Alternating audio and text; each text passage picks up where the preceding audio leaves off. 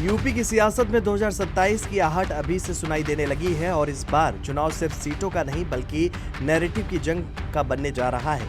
एक तरफ हिंदुत्व की पिच पर ताबड़तोड़ बैटिंग करते नजर आ रहे हैं योगी आदित्यनाथ, तो दूसरी ओर विपक्ष अपने समीकरण साधने में जुटा है।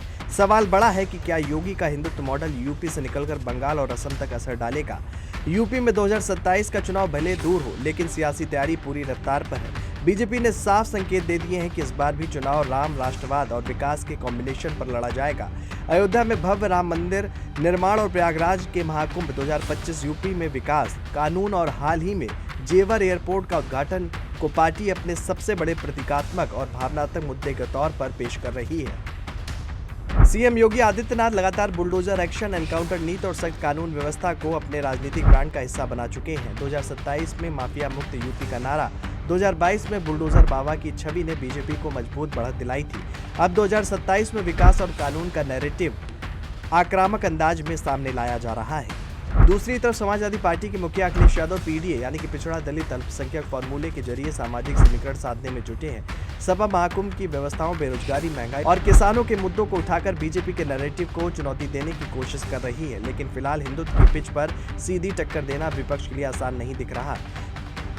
यहीं से ये सियासत यूपी से निकलकर दूसरे राज्यों तक जाती नजर आती है। पश्चिम बंगाल और असम जैसे राज्यों में बीजेपी पहले ही हिंदुत्व और सांस्कृतिक पहचान के मुद्दे को मजबूत कर चुकी है। असम में ये मॉडल सत्ता दिला चुका है, जबकि बंगाल में बीजेपी लगातार अपनी पकड़ बढ़ाने की कोशिश में है।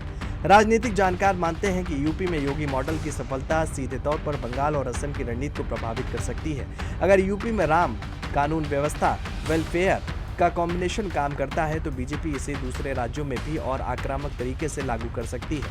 हालांकि विपक्ष भी अब पूरी तरह सतर्क है। बंगाल में ममता बनर्जी की सरकार और असम में क्षेत्रीय समीकरण बीजेपी के लिए चुनौती बने हुए हैं।